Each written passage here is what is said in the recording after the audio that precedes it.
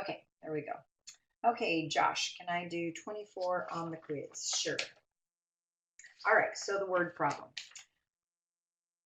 Okay, my marker.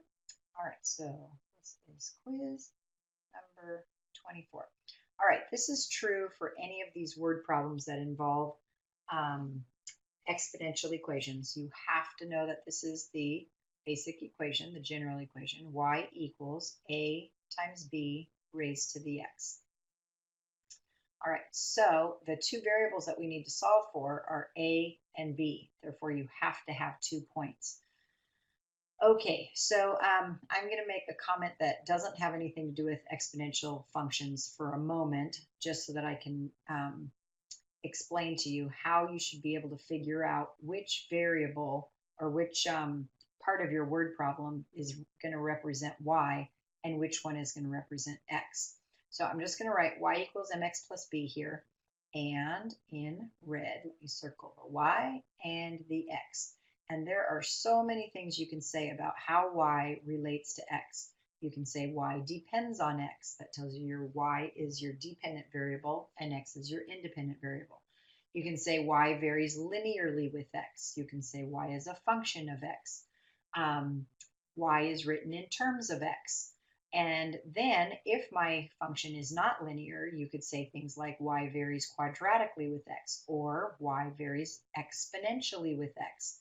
All right, so being able to recognize that y is related to x should then make this easy for you guys to understand which one is your y and which one is your x. So underneath this general equation, exponential general equation, I'm going to put parentheses and the comma for a point. And then let me read this statement, this sentence. It says, assume that the concentration of aspirin in the blood system decreases exponentially with time. So they are telling you that your purple, that your concentration of aspirin is the y. Oops, that's a C, not an S. Concentration. All right, I don't have enough room, but concentration is your y, and it decreases exponentially with time. And then as I continue to read the problem, I notice that they give time in minutes. So I'm just going to put that in parentheses. Okay, so I know, excuse me, that my y is concentration and my time is the x. Excuse me. All right, then it says at time equals 0. Now that was very nice of them to tell you that time was 0. Sometimes, excuse me, excuse me. Sometimes they'll say things like, I think we did an example that had how much time had passed since 1865, the year 1865. So 1865 is not your x, but no time has passed since 1865 when you're in 1865. You have to have this 0 here for x, or else you cannot come up with your equation of an exponential function. You'll see why in just a moment. Okay, so there's my 0, and then it says the concentration is 100 units. So I've got 1 point, and then of course I need a second point because I have 2 variables to solve for, the a and the b, and so they give us information about that. It says that time equals 40 minutes. So time, that's my x, is 40 minutes. Then the concentration goes down to 75 units, and that's why they said it decreases exponentially. Okay, well, if you know your properties, we learned a property of exponentiation, and it's called the add multiply property. And so they're expecting you to know that property. Let me not just write add multiply, but I'm going to say for exponentiation. I'm not going to write that all out. Okay, it specifically is for exponential functions. So the add part is for your x's. So do you agree to go from 0 to 40? That means you added 40. And then this for the y is going to be the multiply part. So I want to figure out what did I multiply 100 by to get 75? Well, it's 0.75. And if you don't know what that multiplier is, then you take 75 and divide it by 100. Okay, So the first question they ask you is, what is the concentration after 80 minutes? Did you notice that that's just part of the pattern? If I add 40 again, I get 80, and so I don't need an equation to get this answer. They're wanting to know what the concentration is at 80 minutes. So I'm going to take 75 and multiply it by 0.75. That's my multiplier, and I get 56.25. And the units for the concentration is actually the word units. And so you need to write that because this is a word problem. Okay, so 56.25 units. All right, that's the answer to part A. Part B says, let C of T be the concentration of aspirin. So instead of calling it Y, they're saying call it C of T. I actually don't mind if you call it Y, but they said to use C of T, so we will. Be the concentration of aspirin as a function of time. See, it's C of T in terms of T. Okay, so I need to solve for A and B to be able to write my equation. Okay, so here's my general equation. I'm now going to plug in the first point, 0, 100. So let me do this in red. I'm going to put 100 for the Y. I don't know A, I don't know B, and then I plug in 0 for my T or my X.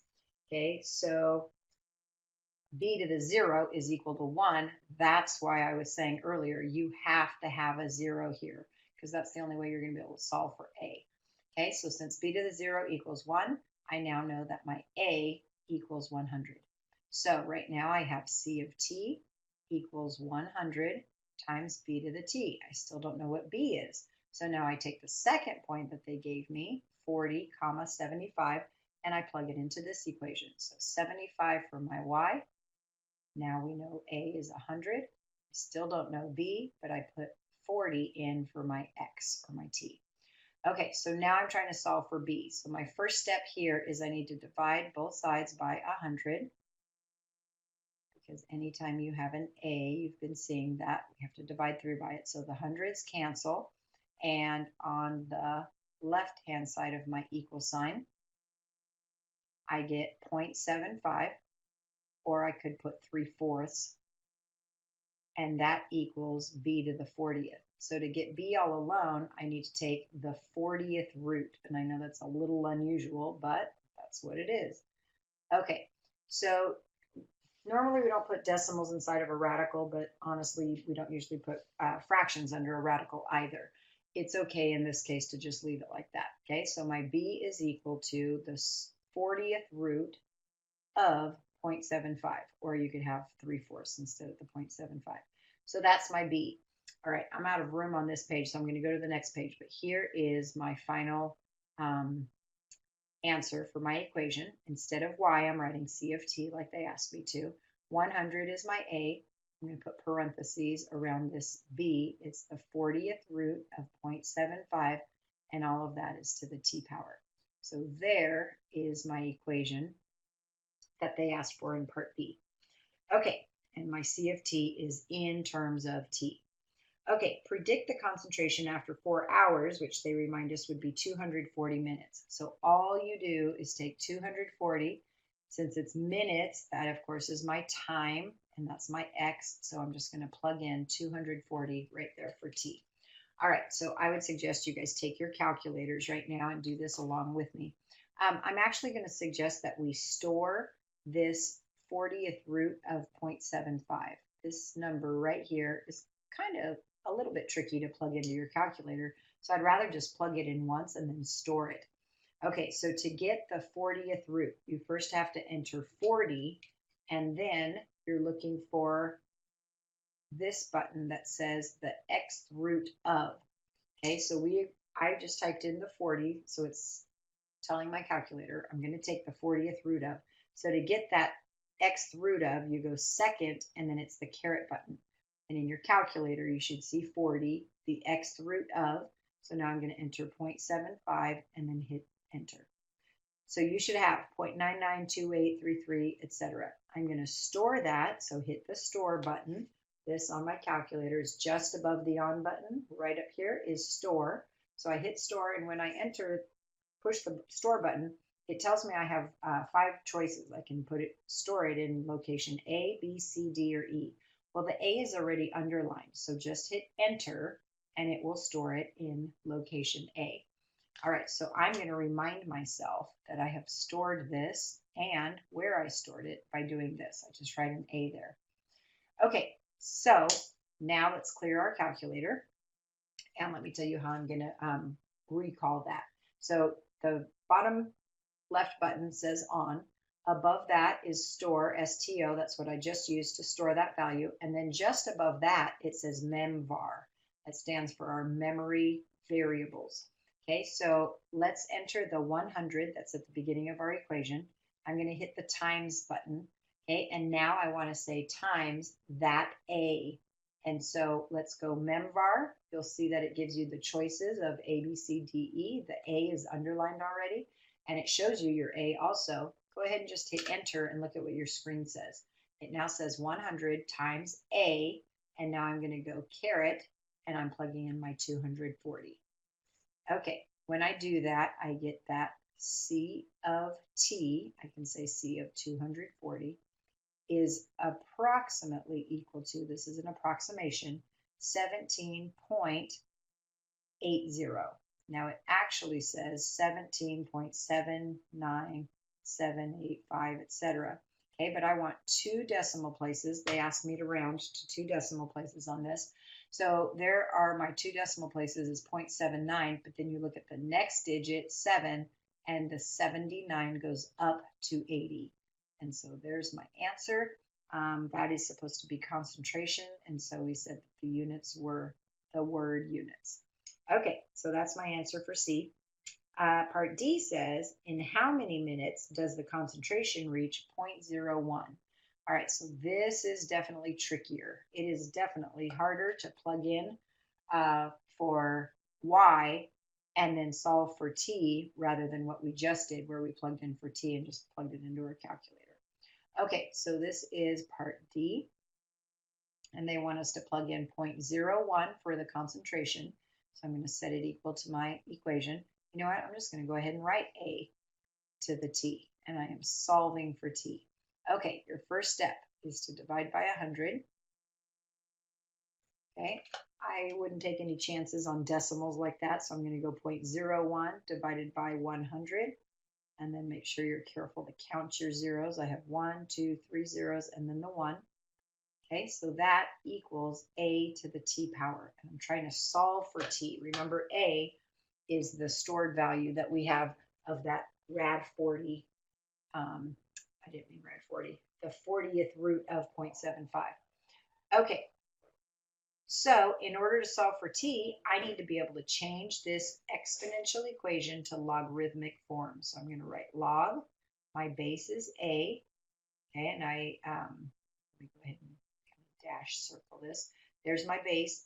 A of 0.0001 equals T. Okay, and since I don't have a log base A button in my calculator, I'm going to use the change of base formula. So it's log base 10 of 0.0001 divided by log base 10 of A. All right, so when I do that in my calculator, you should join me. I'm going to say what I'm doing. Okay, log, when I push the log button, it implies base 10. I don't need to type in a 10. It tells me log, and then it gives me a left parenthesis of 0.0001. Make sure you have the correct number of zeros. You either need to close the parentheses or hit equals, then hit divided by log of, and I'm going to go memvar A, enter, and then enter again. And I get that T is approximately 1,280.63 if I round to the nearest hundredth, and T is in minutes. And we'll just leave that as our final answer. Okay. Okay, there you go. So let's see. Jack, can we review everything on logarithms next? Yes, actually we can, because that's a huge part of this chapter. Okay, so let's do that next.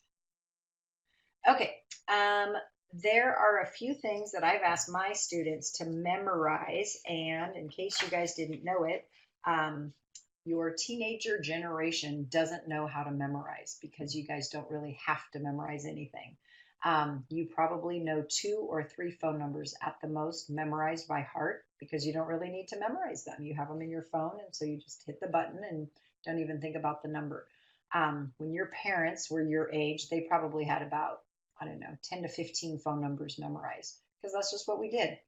Um, okay, so in case you don't know how to memorize, your brain can remember things better when you repeat it over and over and over again. That's why you do homework. One of the reasons is for the repetition.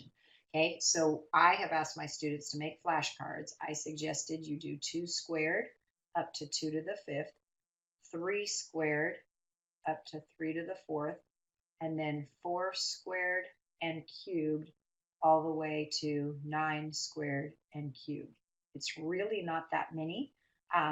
Really, the only reason I'm asking you to do the squares is just to kind of mix in some of the easy ones. And after you make these flashcards, which in case you don't know how to make a flashcard, here, let me show you. You would go 9 cubed on one side, and then you flip it over, and on the other side, you write 729, and you just practice it over and over and over again. So after you make these flashcards, mix them all up so that the squares are mixed in with the cubes and the powers of 4 and powers of 5 and so on, and just practice them. All of the squares, 2 squared through 9 squared, you better know those. I presume you do. Okay, but the cubes and the 3 to the fourth and the 2 to the fifth, you may not know those, and that's why you should practice them. Because when you guys look at a question on the test and you see a 729, or you see a 343, or you see a 32, or a 27, some of you look at those and you're like completely clueless. You're like, I don't know what to do. And it's because you don't know these numbers. If you look at 27, you should immediately be able to say, oh, I know that's 3 cubed. Or you see 32, oh, I know that's 2 to the fifth. You should know those numbers just like that. Not wait, let me think, let me think. No, you should just know those. And that will make your problems with logarithms much easier. Okay, the other thing you need to have memorized is the 3 properties of logs. So let's review that, and then I'll do some examples that include all of this stuff. All right, I believe that if you know the properties of logs based on a name, you will understand them better. So I like to call the first property, your book calls it a log of a product. I call it a single log of a product. And I'm calling it a single log because I want to emphasize to you that the left side of the equal sign, which says log base b of xy, that is only one log. It's one term, it's one log, and it is a log of a product. X times y is the product. What it expands to is log base b of x plus log base b of y. Do you agree that that is not a single log? The right side is now expanded and it's 2 individual logs. Okay, the second property is also single log, but this time of a quotient. All right, so the word single, is because we start off with log base b of x over y. That's one single log of a quotient, x divided by y. So this turns into, when I expand it, log base b of x minus log base b of y. Notice it does not turn into a single log. It started out as a single log, and now it's 2 individual logs. Okay, you need to be able to go both ways on these 2 properties, actually on all 3 of these properties, from the single log of a product or single log of a quotient into the expanded form, and also from the expanded form into a single log. You need to go both ways with that, so you better know them well. Okay, the last property is called log of a power, and I refer to this as the whistle property. It's not really called that. But if I have log base b of x to the n, see how I have an x and then an exponent of n? Together, that x to the n is called a power. And so the reason I call it the whistle property is the n, when you have a single log of this x to the n goes to the front. So, oops, equals is what I meant to say, n times log base b of x. So the log base b of x is what's left over when you bring the n to the front. Okay, and that's called log of a power. Okay, I would make flashcards for all three of those properties. On the front side, I would write, let me do it for property number 1. I would write log base b of xy on one side, along with the words single log of a product. And then on the back side, I would write log base b of x plus log base b of y. Okay, so let me do some examples. Oh, you know what? We need to review one other thing. This is called the definition of logarithms. I'm just going to put definition of logs. Okay, and it's being able to take a logarithmic equation and change it to exponential form. And I also need to be able to go the other way. Okay, so let me write my exponential equation first. I'm going to put my little dashed line right here. Okay, so when I write a logarithmic equation, log sits on my line. The base is a subscript, so it's underneath the line. So log base b, I should probably use the same letters that your book does. So hold on a second. Actually, I probably should use completely different letters like A, B, and C, or something like that, just to show you guys that it doesn't always have to be the same letters.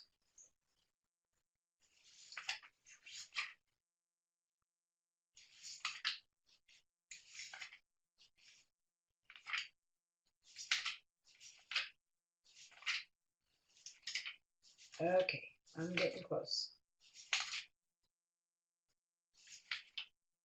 Okay, here we go.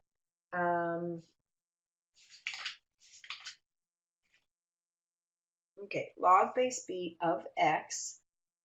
Sorry about that. So notice my log is sitting on that line, the x is sitting on that line, but the b is a subscript, equals y.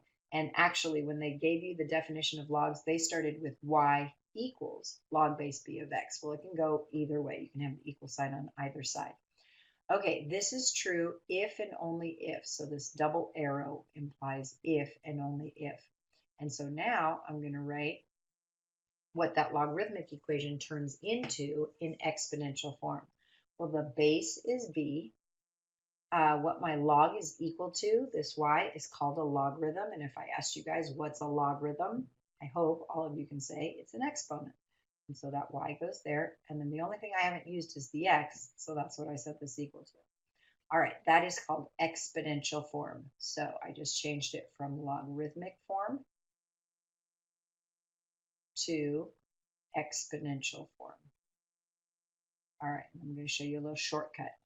When you're changing from logarithmic to exponential form, if you circle your base, and that's what you want to be starting with, and then go toward the equal sign, look at my exponential equation that I just wrote, and then look at how I'm circling the base and then going like this. B to the y equals x. That is always the way you change from logarithmic to exponential. Now I'm going to change that equation, logarithmic equation, to this. Y equals log base b of x, and let's see if my little around the world works again. So I circle the base and I go toward the equal sign. So b raised to the y equals x. So you can see that it works regardless where your equal sign is or which side your y is on.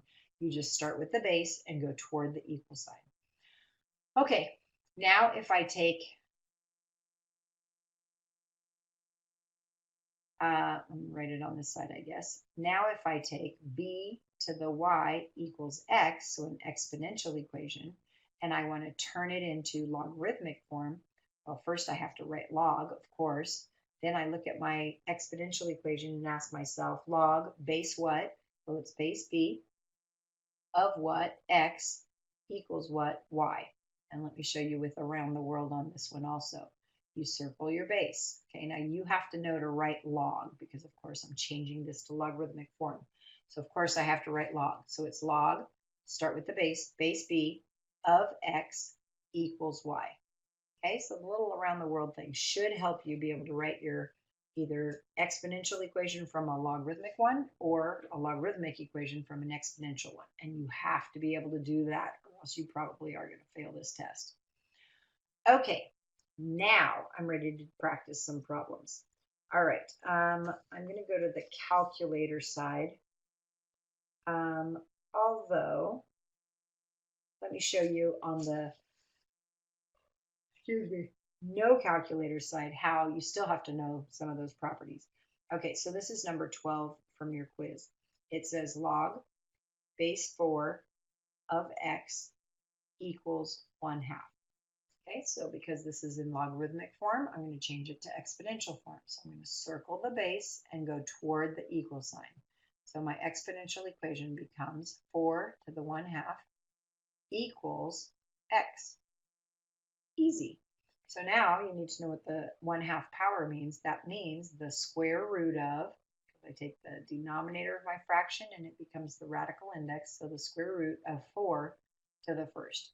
And so there is my first answer. Okay. Let's see another one.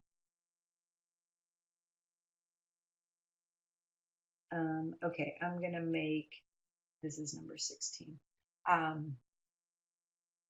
This time I have a logarithmic equation, but my variable that I'm trying to solve for is the base.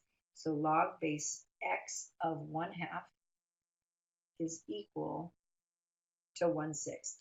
Okay, so I'm going to write this in exponential form. I circle the base, I go toward the equal sign. So don't I have x to the 1/6 equals 1/2. Okay, then in order to get rid of that 1/6 as my exponent, because I want the x all alone, I'm going to raise that to the 6th power. Well, if I do that to the left side, I have to do the same thing to the right side. Okay, so 6 times 1/6 is 1, so I just get x to the first. That's perfect. And now I need to raise 1/2 to the 6th power. So that means I raise 1 to the 6th power, and I get 1. And when I raise 2 to the 6th power, now I asked you to memorize up to 2 to the 5th. You should immediately know that 2 to the 5th is equal to 32. Therefore, 2 to the 6th is just times another 2. So it's no big deal to figure out that 2 to the 6th is 64. And that is my final answer, 1/64. Okay. Let me do number 15 also. Okay, this is one of those equations that looks really complicated. It's 3 raised to the log base 3 of 9, and that equals x. Okay, so since this is in exponential form, where 3 is my base, log base 3 of 9 is my exponent, and then it's equal to x. Okay, so let's change this to logarithmic form. I'm going to write log, and then I would ask you guys, log base what? It's base 3 of what? X equals what? 39. Okay, and let me do my little circles. Log base 3 of x equals log base 3 of 9. Ooh, I just wrote 39. Wow. Okay, that's wrong. I think I started blanking out there. All right, log base 3 of x equals log base 3 of 9. That's what I should have written. All right, so look at this left side. I have a log base 3 here and a log base 3 here, and these are equal to each other, so doesn't x have to equal 9? And that is my answer. Okay, but this line in the middle is why it equals that. Okay.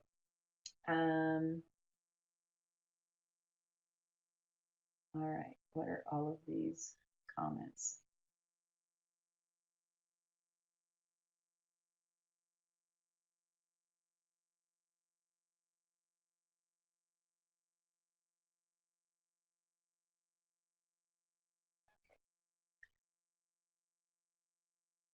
All right. Okay. So I've done quite a few examples of different log problems. Okay, if you have specific ones, then you can ask. All right, let me go back and start answering some more questions. So John is asking for page 318, R7.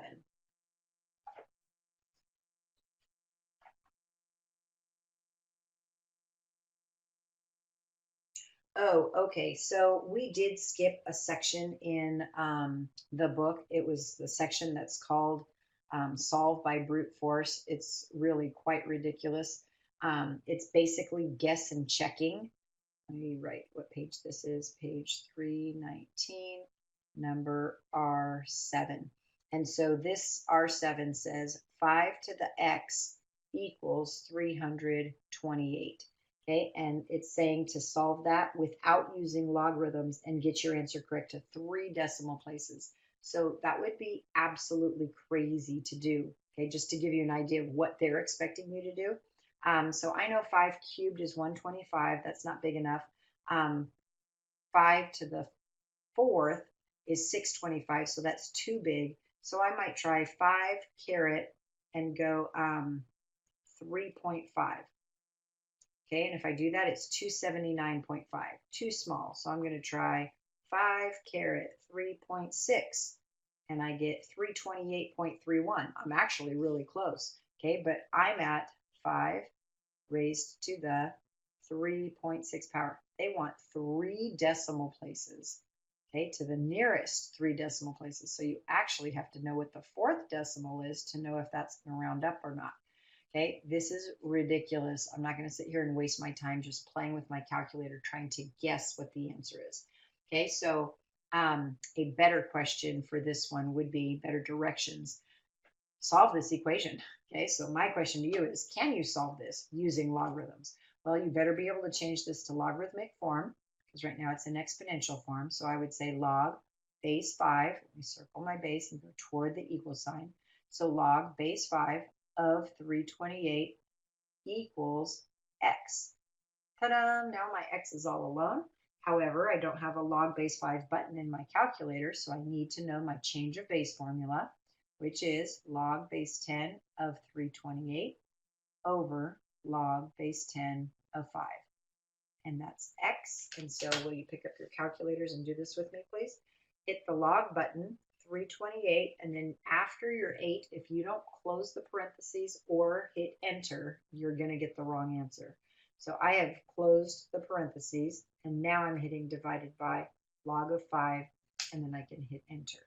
So x is approximately, and I'm going to go to 3 decimal places like they said, 3.599. Okay, so I was really close with my 3.6, wasn't I?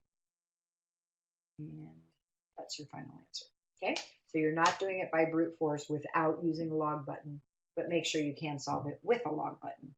Okay, let's see. Chelsea, review for problem D, I, and that's also on the same page. Okay, so R4DI.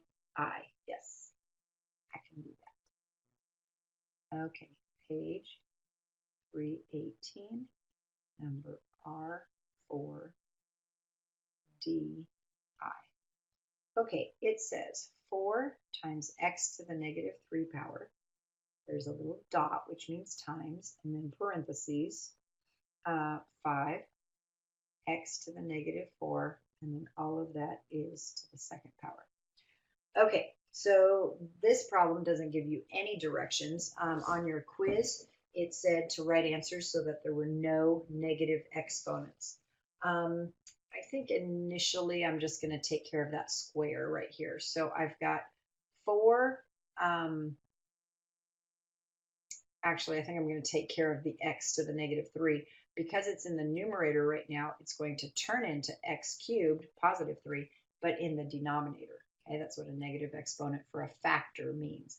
Okay, then here in my parentheses, I need to square the 5, so that's going to become 25. And then if I raise a power to a power, I keep the same base and multiply the exponents. By the way, another place you guys can make some flashcards is your properties of exponents. You better know them. All right, so now I'm going to rewrite this 25x to the negative 8 as 25 over x to the positive 8. Okay, and then I still have this 4 over x cubed. So my 4 times 25 in the numerator becomes 100. In the denominator, I'm going to say one of my properties. When multiplying like bases, you keep the same base and you add the exponents. And so 100 over x to the 11 is the answer. Where are we?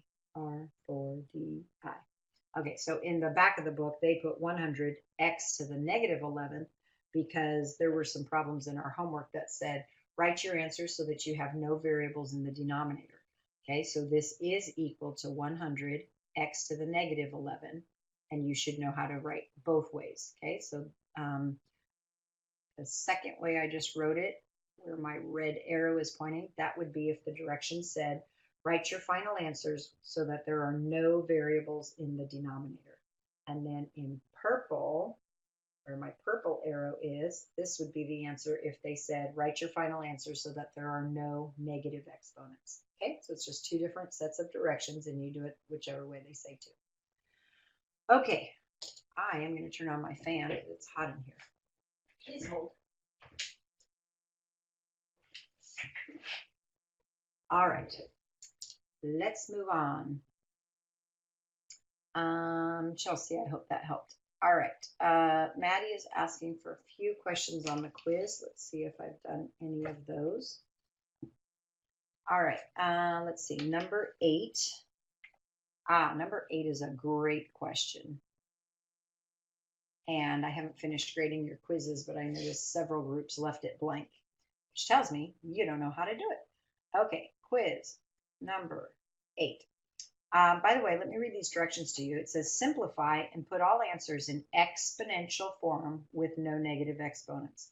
All right, so this expression is not in exponential form, it's in radical form. It's a cube root of 81 times a square root of 27.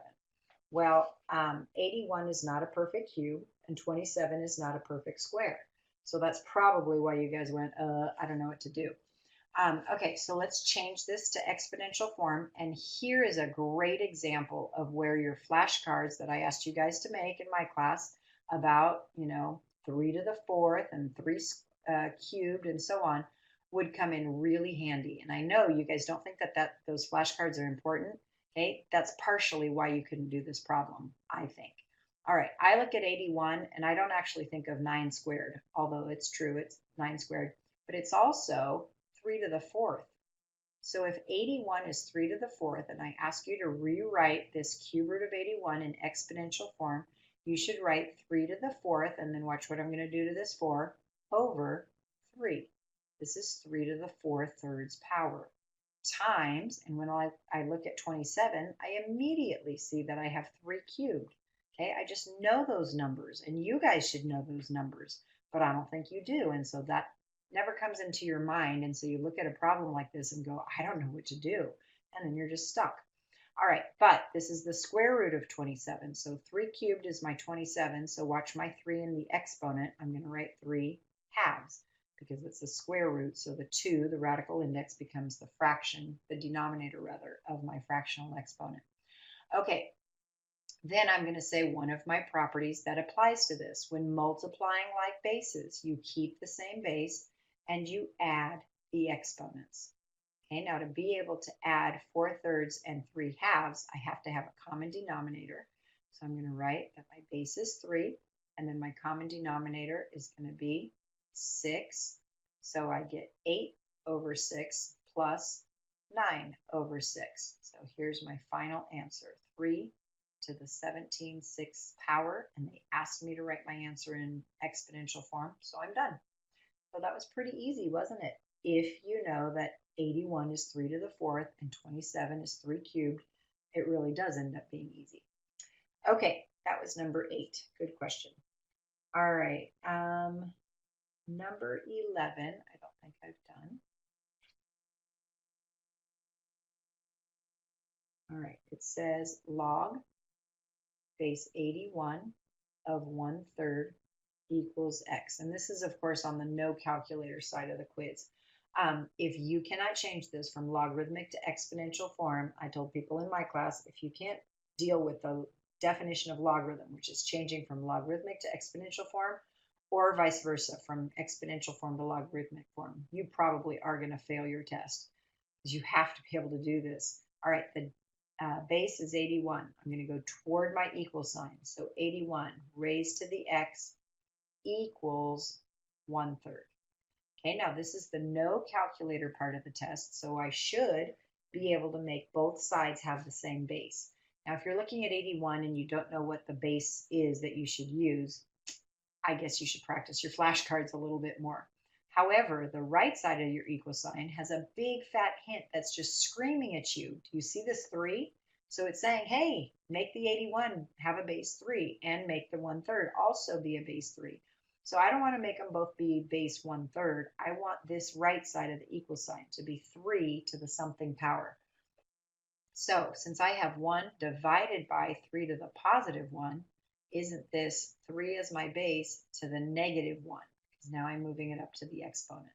And then 81, of course, is 3 to the 4th. But then because that is to the x power, we end up with 3 to the 4x, because when you raise a power to a power, you keep the same base and you multiply the exponents. And then on the right side, I have 3 to the negative 1. All right, the left side of my equal sign, the base is 3. Right side of the equal sign, the base is also 3. So if my two bases are equal, doesn't that mean that my exponents must also be equal? So 4x equals negative 1. Divide both sides by 4, and you get your final answer. Okay? All right, that was number 11. Okay, 16.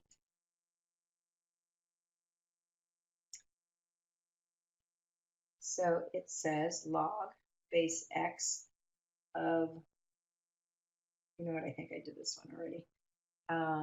1/2 equals 1/6. All right, I'm just gonna do it really fast, but I do think I've done this. My base is x raised to the 1/6 power equals 1/2. Okay, so let me circle my x. My base x raised to the 1/6 equals 1/2. All right, if you can't change from logarithmic to exponential, as I mentioned before, you're in trouble. Okay, I'm trying to solve for x. I think you guys get to this point and then you just get stuck. I'm trying to get x all alone. Doesn't that mean I need to get rid of that 1/6? So I'm going to raise it to the 6th power. Well, that means I have to do it on both sides.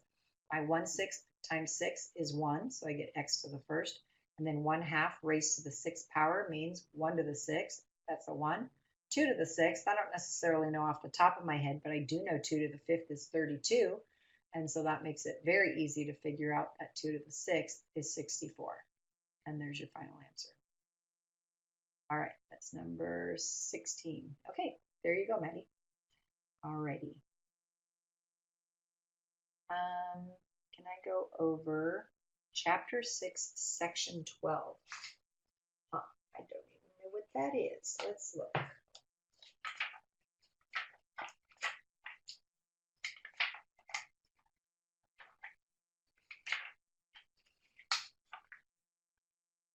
Oh, inverses. Okay, I'll review the 4 steps of finding an inverse.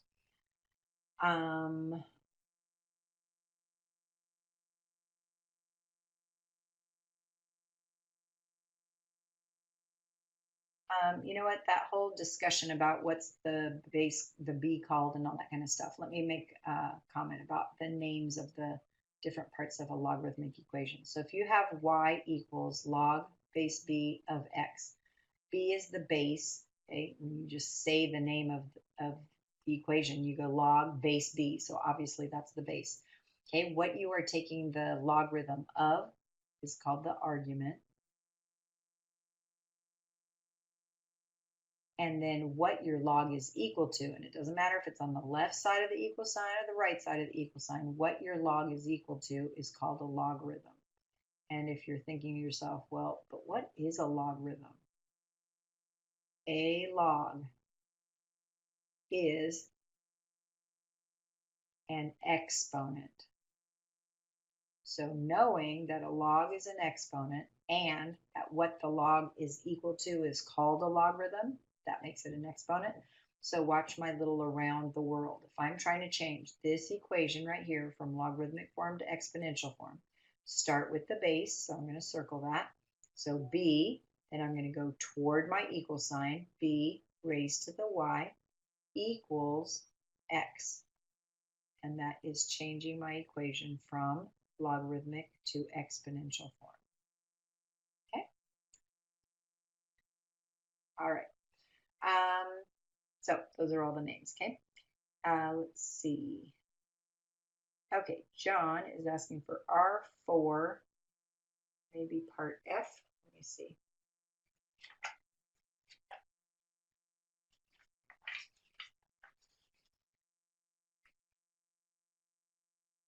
Yes, okay.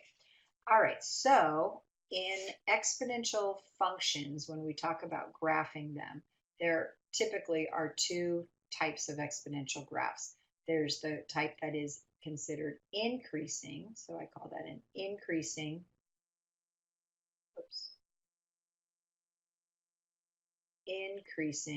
exponential function. And then there's a decreasing exponential function.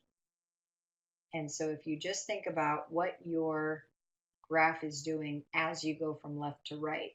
So on the first one here, as I go from left to right, my graph gets bigger and bigger and bigger. It is increasing. But on the second graph, if I go from left to right, then it is decreasing from left to right. Okay, so increasing exponential function and decreasing exponential function. And what determines whether it's going to increase or decrease? It's all about the base. So my equation is y equals a times b to the x. It's all about this base b. If b is greater than 1, it's going to increase, like my picture shows here. To decrease, b has to be between 0 and 1. Okay, so this question that John is asking for on page 318, number R4F, says sketch the graph quickly of f of x equals 0.7 to the x. Okay, so I look at that base, I can see it's between 0 and 1, so I immediately know it's going to be a decreasing exponential function. And that's how fast I can graph it. The place that it crosses the y-axis is at 1, because I know anything to the 0 power equals 1. So when my x is 0, my y equals 1. Okay, so there's my graph, and even if you plotted points, it would be almost exactly this. But that's how I can just do it quickly, because I know that if my base is between 0 and 1, I will get a decreasing function. Okay, let's see.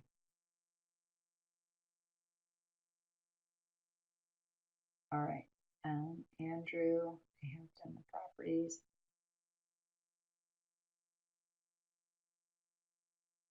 Okay, Zoe is asking, did we ever get the quiz back? Well, you just took it today, so no, you're going to get it back tomorrow. Okay, and then Leon is asking for number 25 on page 294. Okay. 294, number 25 is actually on that is 294. Okay. Actually, that's a very good question, Leon. All right, page 294, number 25. Oh, and I think I started saying that I was going to go over the 4 steps, but I actually want to do it along with a problem. So this is perfect, because this is find the, actually, it's saying whether they're inverses of each other. I think I'm going to show you practicing getting an inverse, okay? Okay, so let me write the function first. F of x is 3 to the x. Okay, so I know they gave you g of x, but they're asking whether or not those are inverses of each other. I'm going to show you how to find the inverse. Okay, so step 1 is write y instead of f of x. Okay, so I'm going to come up here to this equation they gave me, and instead of the f of x, I'm going to write y. Step 2 is to switch excuse me, the x and y. So I've got a y here on the left side, I'm going to switch it to an x. And then on the right side, I have 3 raised to the x, but I'm going to switch that x to a y. So you leave everything else in the equation the same. You just literally change the x to y and the y to x. Okay, then step 3 is to solve for y. So let me go up to this equation and say I'm trying to solve for y. And so since this is an exponential equation, I'm going to change it to logarithmic form. And so I get, so I get log base 3 of x equals y. Okay, let me circle my 3. There's my base. I go toward the equal sign. So log base 3 of x equals y. I just solved for y. And then step 4 is to write, this is the notation for the inverse function. It's f inverse of x instead of the y we just found.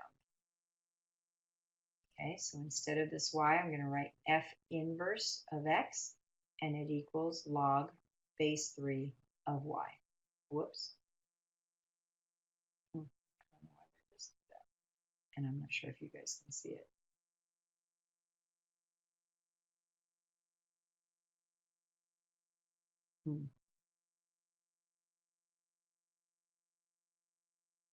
My whiteboard just shrunk. Oh, there we go. There we go. Okay, very good. Okay, so here's my inverse function right here. Okay, now number 25 on page 294 is actually asking you to find the composition of the two functions to see if they're inverses of each other. Okay, this was my original exponential equation. Okay, and then this is what it turns into when you find the inverse function, log base 3 of y. I think I would like to talk about the relationship of their graphs. Okay, so let me go to the next page. So f of x is 3 to the x, and then f inverse of x, we got log base 3 of x.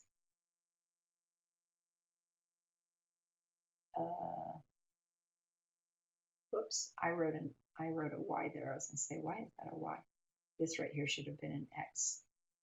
From the line above it in red, it says log base 3 of x, and I accidentally wrote a y right there. Okay, so these are my two functions, the inverse, or the regular function that they gave me, and then the inverse function that I just found. And I would like to graph those both because I want to show you guys a relationship that is very important. And it's a way that you guys can check on your tests if you've done it correctly. Okay, I'm going to make an xy table for my first function. This is for f of x. So I'm going to plug in values for x. I suggest you do a couple of negatives, 0, and a couple of positives. So 3 to the negative 2 power is 1/9. 3 to the negative 1 power is 1/3. 3 to the 0 equals 1. And then 3 to the 1 is 3, and 3 squared is 9. Okay, so let me start my graph right here. I notice that my x's go from -2 to +2, and my y's are all positive and they go up to 9. 1, 2, 3, 4, 5, 6, 7, 8, 9. And I'm going to label that 9 and that 3 and that 1. Okay, so -2, 1/9 is very small, just above the x-axis. -1, 1/3 is still pretty small, but a little bit bigger. Then I have 0, 1 right on the x-axis, y-axis. Then I have 1, 3 and 2, 9. All right, so I'm going to try to draw a smooth curve going through all those points. This, by the way, is approaching that negative x-axis, and so that the x-axis is called a horizontal asymptote. Okay, now I'm going to plug in values for my second equation. By the way, this is the function f, so I want you to label on your graph what's what. okay, because I don't know if it's f or f inverse at this point. Okay, so you label it. All right, now for my second one, second equation. I have f inverse of x, so that's another name for y, equals log base 3 of x. Well, if I plug in for x, first of all, I have to do the change of base formula with a calculator. Trying to think if this would be a calculator problem or not. Probably. And I wouldn't be able to plug in negatives because it's my argument. So instead, I'm going to take this equation that right now is in logarithmic form, and I'm going to change it to exponential form so that I can figure out points on my graph. So this would be 3 is my base, raised to the y power equals x. Okay? And to find points that satisfy this equation, I'm going to plug in for y, because y is the variable that has more going on with it. So I'm going to do y is -2, -1, 0, 1, 2. And so 3 to the -2 power gives me positive 1/9. 3 to the -1 is positive 1/3. 3 to the 0 equals 1, and then I get 3 and 9. All right. By the way, I did one little bad thing on my graph. Whenever you guys are doing a function and its inverse on the same coordinate plane, your x scale and y scale should be the same. And my x's look much more spread out than my y's are. You should try to be consistent with it because of the relationship. Okay, so when x is 1/9, super tiny, I get y equals -2. Okay, when x is 1/3, it's still pretty tiny, y is -1. And then I get 1, 0, 3, 1, and 9, 2. Okay. Trying to do a smooth curve. By the way, the y-axis will serve as a vertical asymptote.